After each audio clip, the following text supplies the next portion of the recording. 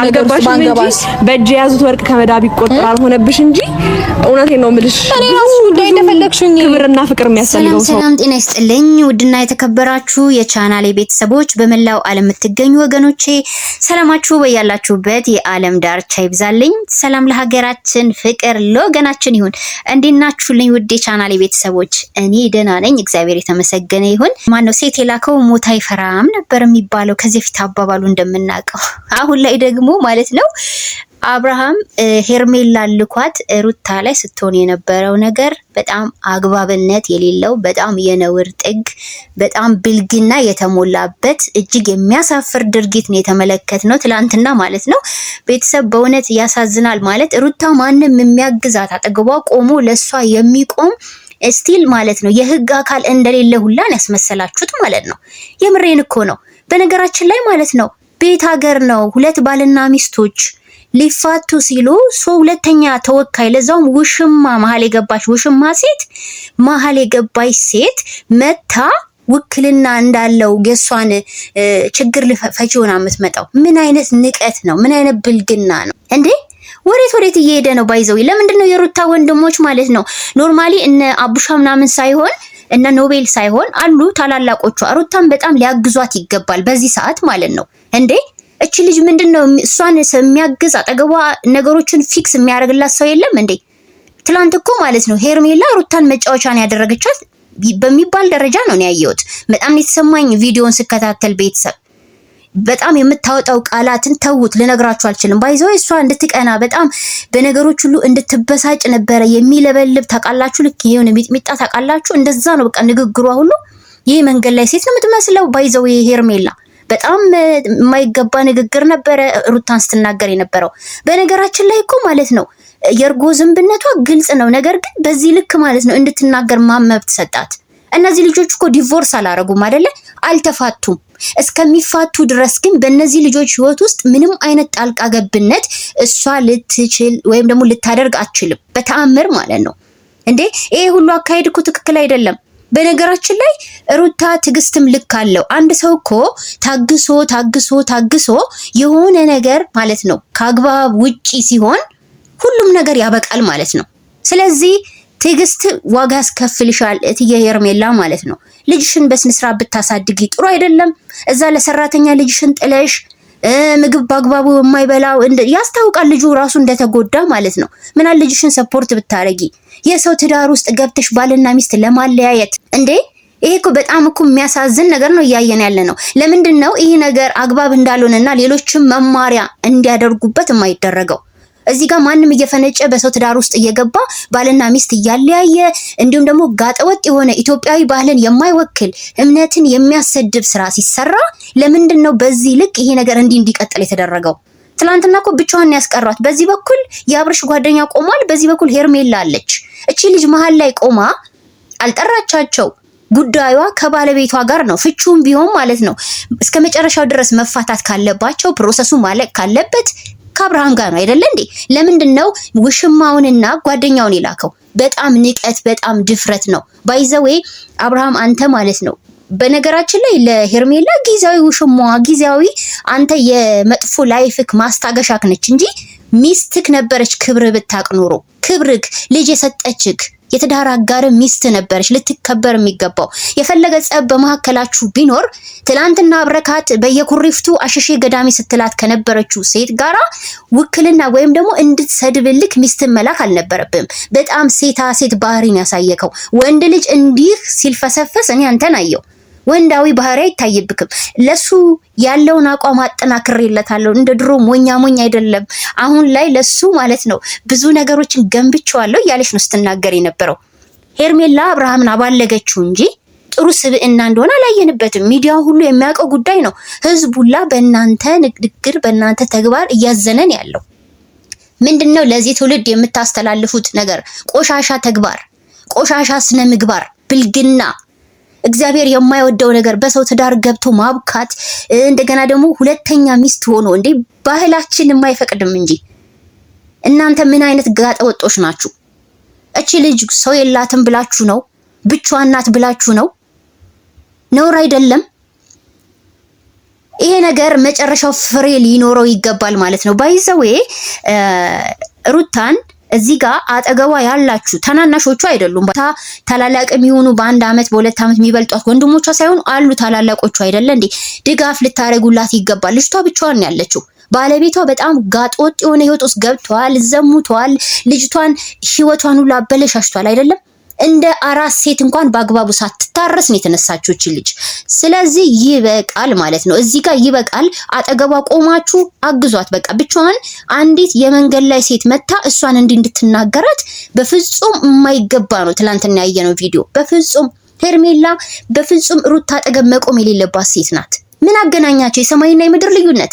እቺ ጨዋ ሴት ናት። ያቺ ዘልዛላ ባለጌ ስዳደግ ስርዓቷ እኮ ያስታውቃል። ሰው እኮ በስራው ታውቁታላችሁ፣ በድርጊቱ ታውቁታላችሁ። እኔ በኢትዮጵያ ታሪክ በዚህ ልክ ሰው ባልና ሚስት መሃል ገብቶ ሁለተኛ ሚስት ልሁን ያለች ደፋር አይናውጣ ሴት እንደ ሄርሜላ አላየውም።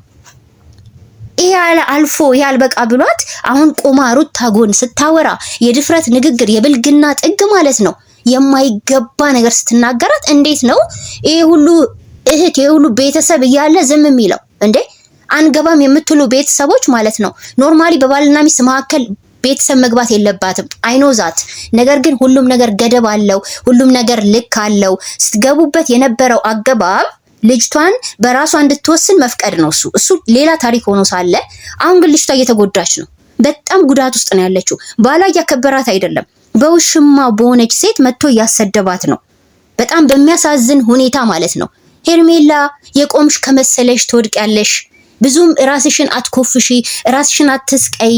ከፍ እንዳለ ዝቅ ማለት አለ። ቆምኩ ሲባል መውደቅ አለ። ራስሽን እንደ ዘላለማዊ ሰው አትቁጠሪ። ይሄ ሁሉ ነገር ያበቃል። ይሄ ሁሉ የሚያልፍበት ጊዜ ይመጣልና እንደ ሰው ተረጋግተሽ በጭንቅላትሽ ለማሰብ ሞክሪ። ሁሉ ጊዜ ማለት ነው ይሄ ሰይጣናዊ ስራ አያዋጣሽም። አንቺ እኮ አሁን ውሽማ ነሽ እንጂ ሚስት አይደለሽም። ሁላችንም የምናውቀው ጉዳይ ነው።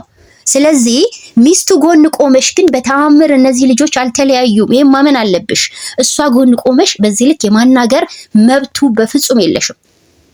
ሩታ አሁን የምትወስንበት ሰዓት ይመስለኛል።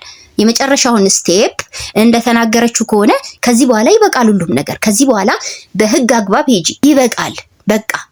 ምክንያቱም እዚህ ጋር ወልዳ ልጇን በስነ ስርዓቱ ማሳደግ ሲገባት በአግባቡ ያልታረሰች ሴት እዛ እየጠዘጠዟት በነገር ቤቷ ድረስ ደጃፏ ድረስ እያንኳኩ እየመጡ ሰላም መንሳታቸው ሲገርመን፣ አሁን ጭራሽ በአካል እየመጣች ተወካይ እየላከ መቼ ነው አብርሃም ወንድ የምትሆነው አንተ? መቼ ነው እንደ ወንዶቹ የወንድ ስነ ምግባር ወንድ ባህሪ የሚኖር? ሴት ባህሪ ማለት ሴቶች እኮ ማለት ነው የሴት ባህሪ ነው ያላችሁ አይደለ? አንተ ደግሞ የወንድ ባህሪ ማሳየት አለብክ። ከወንድነት ባህሪ ወርደክ የምትርመጠመጠው የምትሽለጠለጠው ምንድን ነው? ከመቼ ወዲህ ነው በአንተ ትዳር ውስጥ ተወካይ ሴት የምትልከው እንዴ? ህግ እኮ ነው አይደለ ጉዳያችሁን የያዘው። መፋታትም ካለባችሁ በህግ አግባብ ነው መሄድ ያለበት። የእናንተ ትዳር እንዲቃና በእኛ በኩል የተቻለንን ጥረት አድርገን ነበረ። በተቻለን አቅም ደክመናል፣ ከአመት በላይ ማለት ነው። ነገር ግን ያንተ ብልግና በጣም እየጨመረ በመሄዱ የተነሳ አሁን ላይ እየታየ ያለው ነገር ደግሞ እግዚኦ የሚያሳይ ነገር ስለሆነ የሩታ ህይወት በሰላማዊ መንገድ መቀጠል ስላለበት፣ እቺ ልጅ ማበድ ስለሌለባት፣ እቺ ልጅ እንደ ሰው መኖር ስላለባት መፋታት አለባችሁ የሚለውን ሁሉም ደመደመበት ማለት ነው። ምክንያቱም ድርጊትክ በጣም ነውረኛ ስለሆነ። ስለዚህ አሁን ሰላም ስጧት በቃ ልጅቷን በስነ ስርዓት በትዳር አላኖር ያልከው አንተ እስከሆንክ ድረስ የፍቺውን ወረቀት በግዴታ መቀበል ግዴታክ ነው። ህግም ደግሞ ያስገድድካል ማለት እዚህ ጋር እሷ ፍቺ ፈልጋ እዚህ ጋር አንተ እየተንዘላዘልክ ህይወቷ ይቀጥል የሚል ህግ የለም። እንዲያውም አሁን በሰራችሁት የነውር ስራ ሁላችሁም ተከሳሽ ነው የምትሆኑት። ሁላችሁንም ህግ ይጠይቃል። ምክንያቱም ህግ የማታውቁ ሰዎች ካላችሁ እያንዳንዱ ድርጊት ዋጋ ያስከፍላል። በህግ አግባብ ብዙ ነገሮች በጣም ወንጀለኛ የሚያደርጉ ስራዎች አሉ።